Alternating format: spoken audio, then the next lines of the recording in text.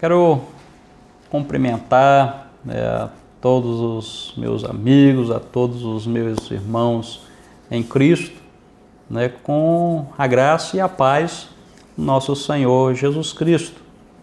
E começa agora mais um programa Escola Bíblica, transmitido aqui pela TV ADNP.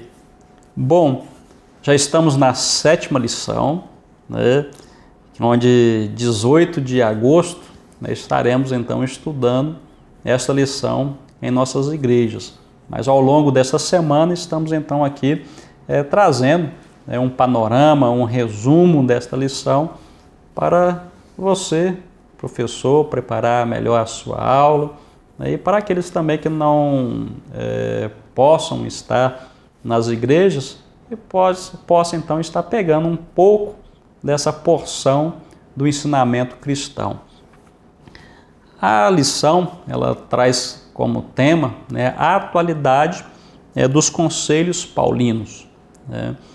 E para abrir a aula de hoje, nós vamos estar então lendo o texto áureo da lição, que diz assim: resta, irmãos meus, que vos regozijeis no Senhor.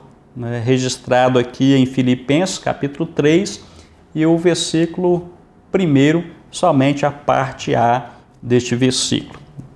Neste capítulo 3, encontramos Paulo voltando a sua atenção para a doutrina bíblica, a qual estava sendo atacada por falsos mestres, pois essas pessoas, aproveitando então a ausência de Paulo, começavam então a disseminar no seio da igreja heresias. E Paulo então começa agora escrevendo, refutando tais ensinamentos. E por 3 vezes, aqui dentro desse capítulo 3, precisamente no versículo de número 2, Paulo ele diz: olha, acautelai-vos dos cães, acautelai-vos dos maus obreiros, acautelai-vos da circuncisão. Então, por 3 vezes, Paulo emprega a palavra acautelai-vos. E isso, então, como um sinal de alerta ante ao perigo dessas falsas doutrinas ou desses falsos ensinamentos. Este texto, então, podemos dizer que é um texto atual, é um texto oportuno, e por que não dizer também que é um texto urgente. Também em nossos dias, a verdade de Deus, ou seja, a doutrina do Senhor tem sido atacada. E esses ataques não vêm apenas daqueles insolentes críticos da fé cristã, mas vêm daqueles que se infiltram na igreja do Senhor, com falsa piedade e com perigosas heresias. Então, por isso que nós dissemos que esse texto ele é atual, oportuno e também urgente. A aula está dividida em 3 tópicos, onde o primeiro, já vamos entrar nele aqui, e ele vai falar sobre a alegria do Senhor. O primeiro subtópico trata-se sobre um regozijo espiritual. Regozijar, então, é alegrar-se. Regozijar é contentar-se. Durante o estudo desta lição, eu achei um comentário do pastor Olavo Feijó, e achei muito interessante o que ele escreveu, e eu trouxe para você. Então, o pastor Olavo ele escreve que regozijar é uma qualidade de alegria consciente, voluntária, com pleno conhecimento de causa. Olha só que maravilha, né? Em outras palavras, como crentes, mesmo sendo alvo das tribulações do mundo, né, nossa estrutura espiritual deve ser constituída, né, ou construída, melhor falando, de tal maneira que descubramos no Senhor as razões suficientes para a profunda alegria. Palavras do pastor Olavo Feijó, né? Então é lógico que o segredo está exatamente nisto, né? No Senhor, na comunhão com o Senhor. E a vida de Paulo, então, exemplifica, né, bem esta realidade. Né? Quando estudamos, né, a biografia de Paulo, né, a vida dele, então, deixa como exemplo bem esta realidade. Segundo lugar, Paulo, então, ele exorta a igreja ao regozijo, né? Este regozijo, então, ele independe da circunstância, né? Essa alegria não é algo, então, exterior, né? Uma alegria comum, não é algo de fora, mas esta alegria é algo sobrenatural, que lhe dava, então, condições de superar as dificuldades. Olha só, Paulo está dizendo que esta alegria, este gozo que a alegria produz, então, é diferente da alegria da carne, né? Que explora apenas, então, a adrenalina nas veias, né? E então é uma alegria superficial, é uma alegria passageira. Agora, a alegria do Senhor, né, é algo permanente, né, que torna o crente apto a superar as adversidades da vida, né? E Paulo podia, então, falar deste gozo com uma experiência, né, com experiência de causa, né? Então, nós observamos, né, que esse gozo, né, Paulo falava não simplesmente, né, de sofrimentos, né, físicos, mas ele também tratava de sofrimentos que produziam tristeza, de sofrimentos que produziam angústia, dissabor e mágoa, né? Esse gozo produz, então, no crente uma confiança prazerosa que, independente das circunstâncias pessoais, o seu destino está garantido no Senhor. Então, Paulo exorta a igreja, né, a regozijar no Senhor, né, como diz aqui o textuário que lemos: resta, irmãos meus, que vos regozijeis no Senhor. Bom, o subtópico 3 desse primeiro tópico vem falar sobre alegria em meio às preocupações e aflições. Então surge uma pergunta: como manter a alegria em meio às preocupações? Como manter a alegria, né, em meio às preocupações, né? Parece que há, então, um antagonismo, né, em tal expressão: alegria em meio às preocupações. Aflição significa, então, um sentimento de agonia. Aflição significa, então, um sofrimento intenso ou desassossego por alguma coisa ou por alguma causa, né?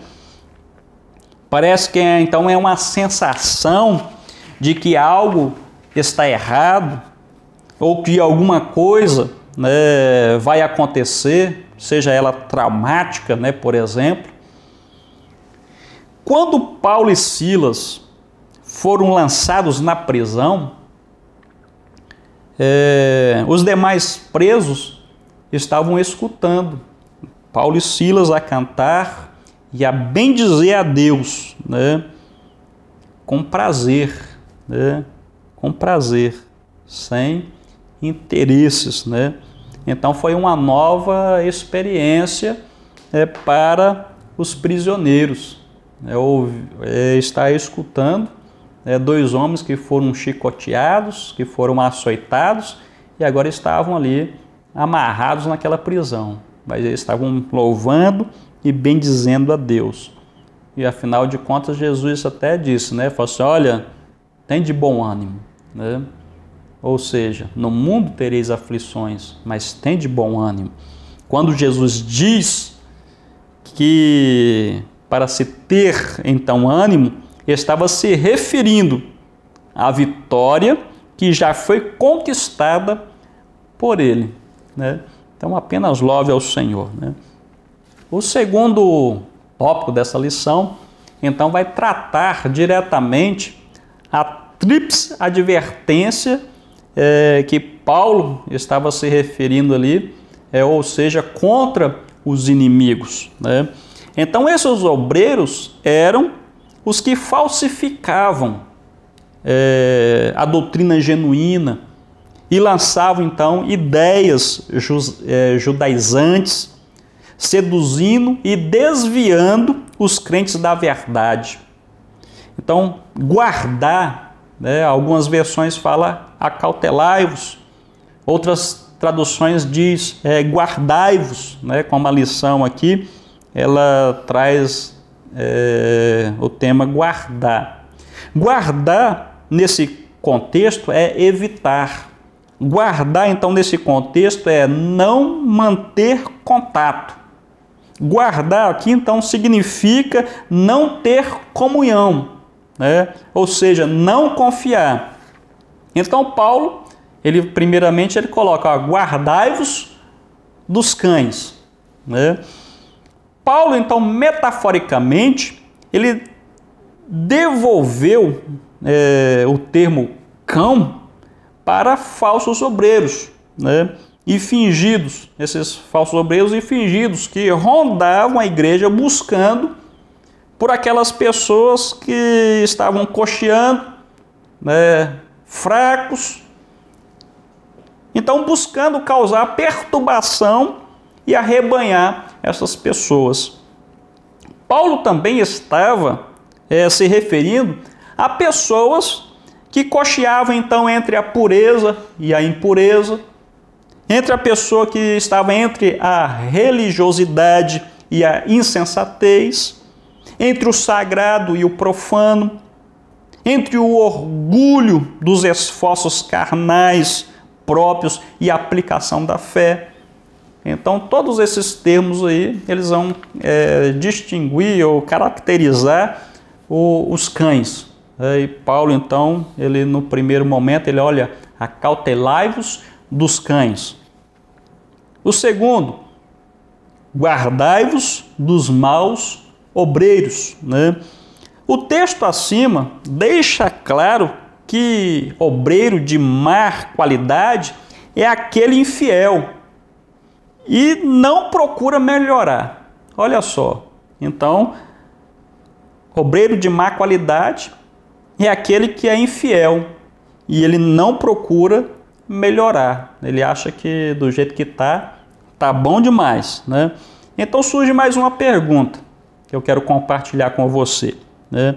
Mas como um obreiro bom, ele torna-se um obreiro mau? Aí vem alguns apontamentos que eu quero deixar para você fazer, construir a sua ideia, né?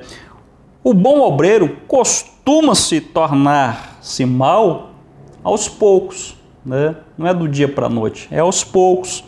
Temos exemplo de Judas Iscariotes, temos exemplo de Geazi, né, que era ali o servo do profeta Eliseu.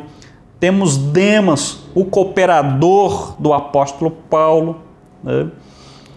E outra coisa que pode afetar um bom obreiro, tornando-o ruim, é o desconhecimento do seu temperamento e o agir segundo esse temperamento. Então, o obreiro que é né, ele não conhece o seu temperamento, ele pode se tornar um obreiro ruim, um obreiro mau, né? Outro, um obreiro estranho, misterioso, enigmático, né, isolado de todos, também tem tudo para se tornar um obreiro mau. Ou seja, como o obreiro é sempre imaduro, né, social, emocional e até espiritualmente, né?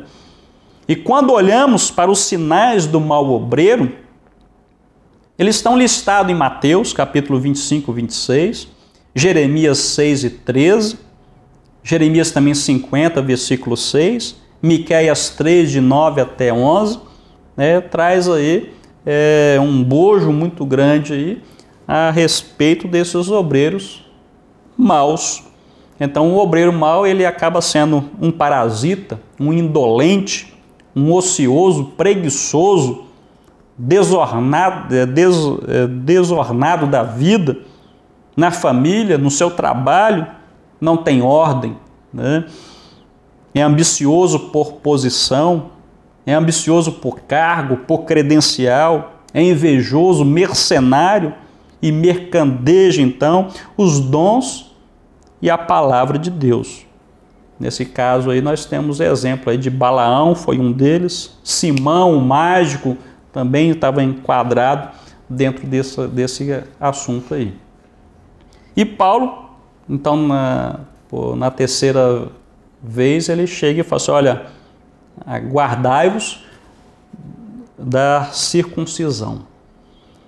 Então, entre os gentios, a circuncisão implica, então, numa cirurgia em que o prepúcio masculino é removido mediante um rito, né, de caráter medicinal, ético, moral. E os judeus adotavam, então, esse rito também como um caráter religioso. E um homem que tinha que ser circuncidado, então, para ter direito de pertencer ou de ser membro da comunidade de Israel. Embora, então, não houvesse nada de errado com a circuncisão em si, Paulo, então, sustentou que era errado ensinar que a circuncisão era uma condição indispensável para a salvação. Então, houve uma troca de valores. Então, Paulo não via nada de errado, em primeiro momento, né, a respeito da circuncisão. Mas agora colocá-la como um requisito, né, essencial, uma condição indispensável para a salvação, né, agora, nesse quesito, né, as coisas não é por aí. Né, não é por aí. Então, nesse sentido, a circuncisão se torna um rito vazio e sem sentido. Né? A circuncisão ela foi instituída por Deus como símbolo do seu pacto com Abraão. Paulo interpretou a circuncisão como selo de justiça e de fé e disse que o sacramento do batismo substituiu esse rito judeu. Né? Então, o próprio Antigo Testamento já ensinava sobre o princípio espiritual deste rito, falando da circuncisão de coração, né, dos ouvidos, dos lábios. Né? O apóstolo Paulo diz que só a circuncisão do coração torna alguém espiritualmente judeu. Somente aqueles que creem, né, são filhos espirituais de Abraão. Vamos aqui caminhando ao terceiro tópico da lição, que vem falar sobre a verdadeira circuncisão cristã. Então, primeiro, a circuncisão no Antigo Testamento. Então, para os judeus, a circuncisão é um dos mais importantes dos seus 613 mandamentos. Olha só, curiosidade, viu, irmãos? Né? Então, para os judeus, a circuncisão é um dos mais importantes ato, né, dos seus 613 mandamentos, né? Geralmente é interpretada como sinal de pacto entre Deus e a nação de Israel, né? E, por conseguinte, indispensável como sinal característico de que alguém pertence à mesma, né? Então era algo físico, algo que se podia então notar. O segundo subtópico desse terceiro tópico, ele diz: a verdadeira circuncisão não deixa marcas físicas. Então a verdadeira circuncisão é operada no coração do crente, né? No versículo 3, o apóstolo Paulo fala dos que confiam na carne, referindo-se aos cristãos que procuravam demonstrar seus méritos pessoais, físicos ou materiais para garantir bênçãos espirituais, né? E Paulo refutou essa ideia equivocada da espiritualidade entre os cristãos. Eles não precisavam da circuncisão para garantir a salvação em Cristo. Agora, a verdadeira circuncisão não confia na carne. Os autênticos cristãos são aqueles que adoram a Deus em espírito e em verdade. Os autênticos cristãos são aqueles que glorificam a Jesus Cristo. Os verdadeiros cristãos, os autênticos cristãos, são aqueles que não confiam na carne. E Paulo demonstra a inutilidade da confiança dos judeus na carne, né? Nos versículos 4 a 6, né, Paulo vai falar que, contar a sua própria história, vai falar que, olha, eu sou judeu, circuncidado ao 8º dia, mas que ao encontrar com Cristo, renunciei tudo, né, que era da velha religião, para servir apenas a Jesus, né, ou apenas a Cristo. Então, os créditos religiosos não impressionam a Deus, né?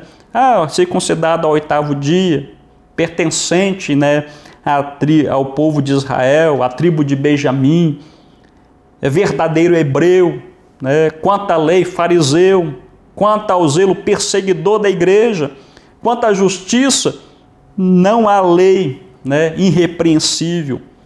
Então, quando ele recebeu o evangelho de Cristo, o apóstolo percebeu que todas essas credenciais, né, não valiam nada, não valiam. Paulo não está dizendo que elas não têm valor nenhum, social, cultural, educacional ou histórico. Paulo não está dizendo isso, mas em relação à salvação, esses créditos religiosos não impressionam a Deus, né? Então nós observamos que, em vez disso, ele está dizendo que eles não são de valor salvífico, que não podem salvá-lo, ou seja, nem ele, nem outra qualquer pessoa, né? Então a salvação não é por justiça, legais, quanto à justiça, não há lei, né? Irrepreensível. Nós observamos um fator interessante, mas não há tempo mais para que nós possamos aprofundar um pouco dentro dessa verdadeira circuncisão, de não confiar na carne, mas quem quiser entrar em contato, ficaremos então gratos para podermos auxiliar, a todos que em relação a alguma dúvida, entre em contato conosco, estaremos então respondendo a vossa dúvida, Que Jesus então vos abençoe. Eu fico por aqui, um grande abraço e até o próximo programa Escola Bíblica. Que Deus possa vos abençoar abundantemente.